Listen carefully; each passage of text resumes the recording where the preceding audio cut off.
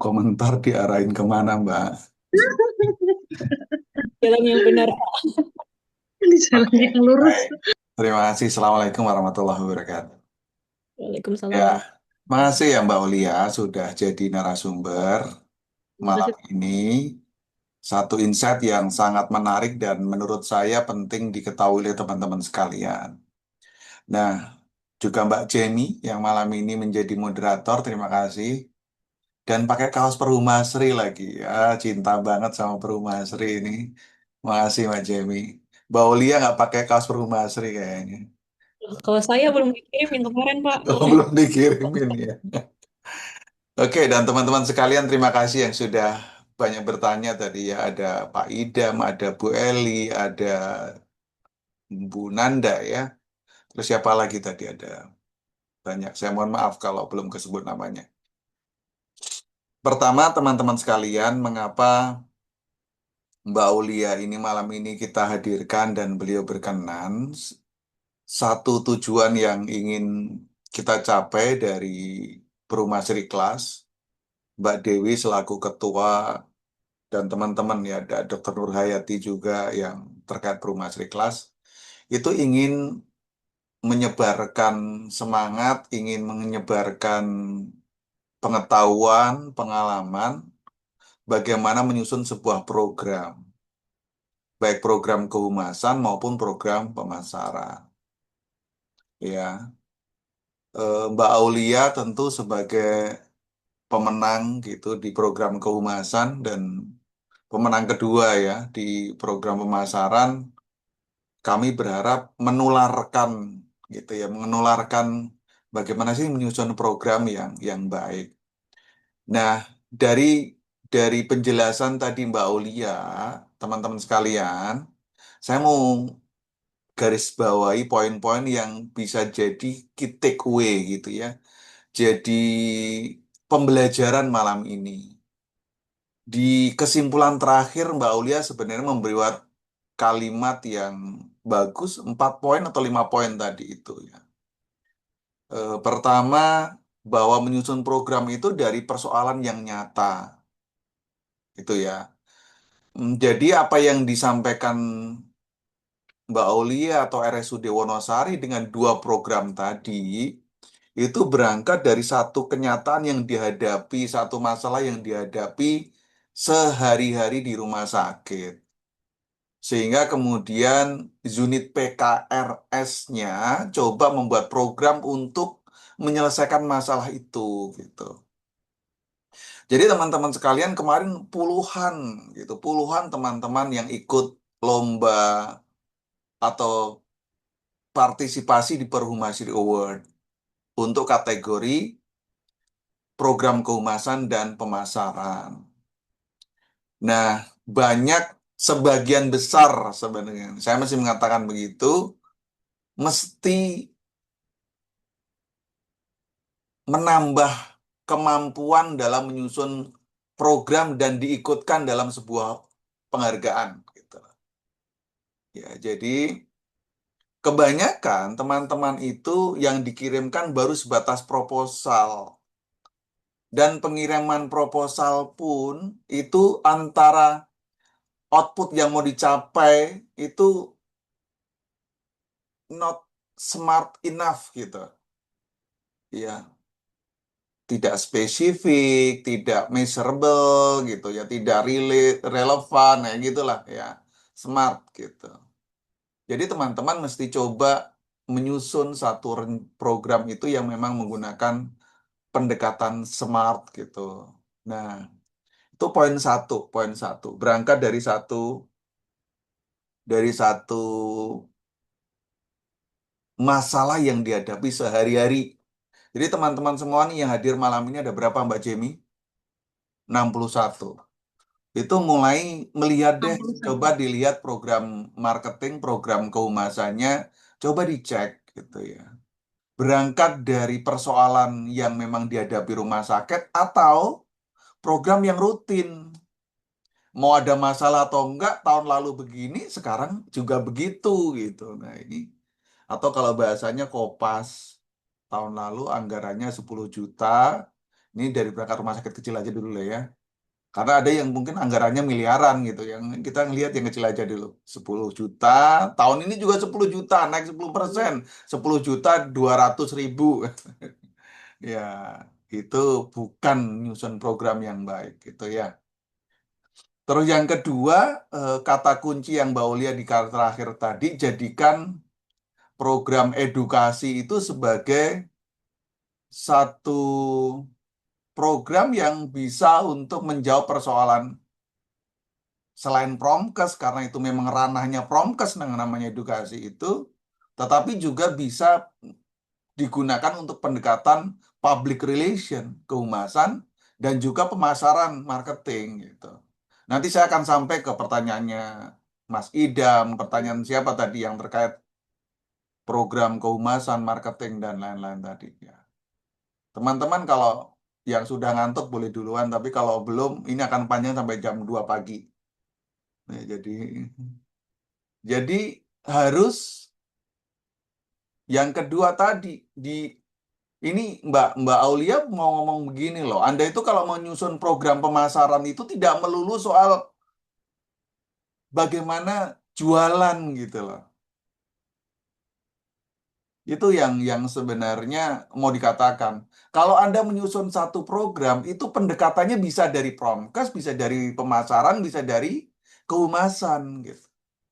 Ini lagi-lagi nanti menjawab pertanyaannya Idam sebetulnya. Jadi jangan terpisah-pisahkan cara pandang kita. Ya itulah namanya sinergi. Saya tidak tahu kenapa Mbak Olia menggunakan kata kolaborasi tadi. So, kolaborasi atau sinergi aja dulu nih? Kolaborasi. Kolaborasi. Karena di episode 171 menggunakan kata sinergi. Nah, ini nggak tahu Mbak Olia yang nyambung atau pikiran kita yang sama gitu ya. Materi itu ada di 171 kemarin. Itu dua dua poin yang disampaikan Mbak Ulia terakhir. Tapi teman-teman sekalian, saya mau menyampaikan begini ya. Nanti mungkin akan ada program berikutnya, ada materi berikutnya. Tapi saya berharap teman-teman sekalian mulai nyusun program itu mulai dari analisis masalah yang ada dihadapi oleh rumah sakit Anda. Ini soal menyusun konsepnya nih teman-teman ya, menyusun konsep program.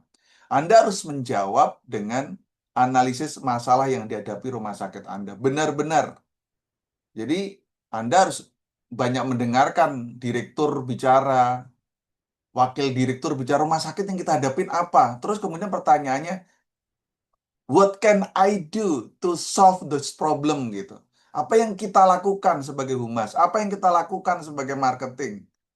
Sebagai promkes untuk membantu menyelesaikan rumah sakit itu. Anda harus banyak mendengarkan itu. Jangan pernah nyusun program yang biasa-biasa saja. Sehingga akhirnya indikator kinerja belakangannya juga biasa gitu. Itulah kenapa kemarin banyak yang nggak lolos di program Perumahsri Award karena ya biasa gitu. Jadi maksudnya bukan lolos, nggak masuk babak final gitu ya. Sebagian besar gitu. Saya terbuka aja ini. Nanti siapa tahu ada yang bertanya-tanya kemarin kenapa menangan gitu. Satu itu analisis masalah. Yang kedua, dengan analisis masalah itu Anda menyusun KPI, Key Performance Indicator Anda program ini juga clear gitu. Jangan sekedar misalnya kalau pemasaran meningkatkan jumlah pasien gitu. Terus apa? Meningkatkan pemahaman masyarakat, meningkatkan citra. Itu kalimat-kalimat yang mesti dikejar lagi, didetailkan lagi, indikatornya clear gitu jelas. Ya, di Mbak Aulia tadi ada program yang kalimat itu, tapi saya agak abaikan karena ada target yang jelas gitu. Misalnya berapa kantong darah yang mesti terkumpul gitu, berapa mesti kunjungan itu ada target yang clear sesuai dengan bidangnya. Teman-teman harus mengukur itu dan indikator itu diukur di belakang nanti. Jadi kalau namanya program PR itu nggak cukup mengirimkan proposal tok gitu sampai terakhir tim kerjanya siapa, anggaran sekian, terus titik tanda tangan yang terhormat manajer PKRS Aulia Zahro gitu nggak gitu. Itu baru proposal. Dua ya, mencapai satu indikator kinerja yang lagi-lagi smart, terukur gitu, bisa dicapai gitu, nggak usah muluk-muluk gitu. Tadi Mbak Aulia kan ngomong gitu, kita sih bisanya cuma program yang kecil-kecil, baru proses belajar, yang penting tercapai, fokus gitu. Itu kan cuman cara rendah hatinya orang Gunung Kidul, orang Jogja gitu. Tapi sebenarnya program kerja yang benar itu ya begitu, yang achievable gitu, yang memang bisa dicapai dan masuk akal gitu. Ya mosok mau ngebuat donor darah gitu, terus tujuannya untuk donor darah itu pada waktu itu meningkatkan citra itu belakangan itu program yang jangka menengah jangka panjang ya, ngumpulin ya, yang jelas itu bukan target itu gitu loh, tapi mungkin ada meningkatkan kesan positif masih boleh loh. Dengan caranya gimana? Ya udah, orang cuci darah dikasih survei aja berapa banyak yang ngasih ini positif gitu misalnya, itu lebih masuk akal sebagai satu indikator. Dua, yang ketiga, teman-teman sekalian, Anda mesti menyusun satu rencana yang jelas targetnya.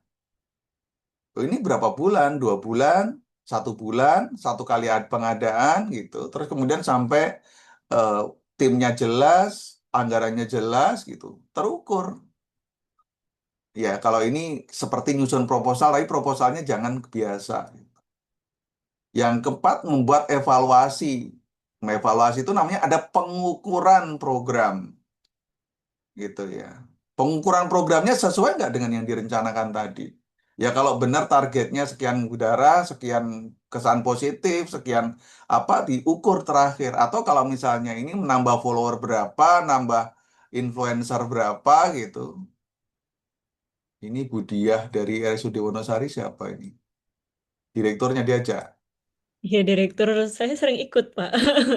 Sering ikut kelas. Jadi jadi jelas terukur teman-teman. Itu dan itu disesuaikan. Kalau nanti hasilnya nggak sesuai dengan perencanaan, ya Anda evaluasi. Tapi Anda harus buktikan itu. Nah, tadi saya yang dipaparkan Mbak Ulia tadi, paparnya berbeda dengan waktu wawancara. Meskipun poin-poinnya ada yang sama. Tapi besok lagi teman-teman, kalau ketika memaparkan ini, Anda harus sebutkan semua angka itu, bukti-bukti itu. Ya, bukti-buktinya, targetnya sekian, orangnya sekian, dokumentasi ada, targetnya ada, grafiknya, ada peningkatannya, itu Anda buktikan gitu, nggak cuma dengan kata-kata. Ya mungkin perbaikan paparannya Mbak Aulia di situ, mestinya tadi dibuktikan itu. Ya supaya teman-teman jadi tahu, meskipun secara verbal Aulia udah menyampaikan, tapi secara gambar atau paparan sepertinya terlewat, atau mungkin buru-buru. Mau terbang kayaknya jadi. Nah, jadi diukur itu. Syukur teman-teman langsung bisa mengukur dampaknya. Nah, sebenarnya nih teman-teman, kami kemarin ngejar sampai dampak sebetulnya. Dampak dari program ini apa gitu. Waktu itu ketika ditanya itu, Aulian jawab gini. Awalnya orang itu pada takut donor darah, tapi setelah itu jadi rebutan bangun donor darah. Tadi nggak dikatakan itu. Atau Dikatakan, dikatakan pas saya keluar ruangan gitu ya. dikatakan tadi. Itu satu dampak yang besar itu. Meskipun itu mesti dibuktikan, kalau dikejar lagi harus dibuktikan mana yang membuktikan bahwa awalnya takut atau enggak. Caranya gimana, Pak? Ya riset atau survei gitu. Nah, program itu yang Anda tunjukkan ke direktur Anda. Loh, gini loh program donor darah. Nah, terus kemudian dampaknya orang yang dulu itu malas, enggan, hampir mati bahkan, terus tiba-tiba sekarang sering kesulitan antara pendaftar dan kantong darah yang tersedia nggak match, selalu kelebihan pendaftar. Betul, Aulia ya? Hmm. Jadi teman-teman, ini tadi bukan cerita soal program donor darah, itu program biasa itu. Yang kita mau ceritakan adalah bagaimana teman-teman menyusun sebuah program kehumasan. Bukan soal donor darahnya, Anda bisa nyusun banyak. Ya, ini hanya sebagai praktek baik yang dijalankan oleh Mbak Aulia di RSUD Wonosari adalah donor darah. Tetapi yang ingin kita mau, Anda terus jangan rame-rame buat program donor darah di rumah sakit. Bukan itu maksudnya. Anda harus punya program kehumasan yang menyelesaikan masalah rumah sakit dan dengan rencana yang terukur dan bisa dipertanggungjawabkan. Itu poinnya. Dan punya dampak. Nah, itu. Jadi sebetulnya judul yang paling tepat itu adalah bagaimana menyusun program kehumasan yang berdampak. Itu malam ini sebenarnya. Gitu ya. Jadi teman-teman, saya berharap eh, dari insight yang diberikan Mbak Aulia ini bisa banyak memberikan eh, pembelajaran buat kita gitu ya. Lagi-lagi ini bukan soal donor darahnya, bukan soal senam ibu hamilnya, bukan itu. Kalau kayak gitu sih Mbak Aulia sudah sejak kemarin ngomong ya di Wonosari gitu mau jualan senam apa yoga untuk ibu hamil yang di Jakarta mungkin harga 200 orang lari ini di sana 40.000. Ya wajar lah kalau Wonosari, Bantul, tempat saya Bantul kan. Iya, nggak, ini susah. Tapi bukan itu problemnya. Tapi bagaimana memecah satu problem yang dihadapi rumah sakit kita, yang kita dengar dari direktur kita, dari manajer medik kita, dari manajer operasional, terus kita humas itu mampu memecahkan persoalan itu. Jadi buatlah program yang masuk kepada bisnis proses rumah sakit. Itu kalau Anda mau berperan. Ya, kalau saya sih sebagai direktur Rumah Sakit Wonosari ini, Mbak Aulia ini tak naikin gajinya sih. Ada nggak Bu direkturnya di sini? Ada itu. Ada. Ya, udahlah, Dinas. Saya sengaja bicara gitu sih. Gitu. Jadi artinya teman-teman sekalian, saya ingin teman-teman selalu punya mindset berpikirnya seperti itu.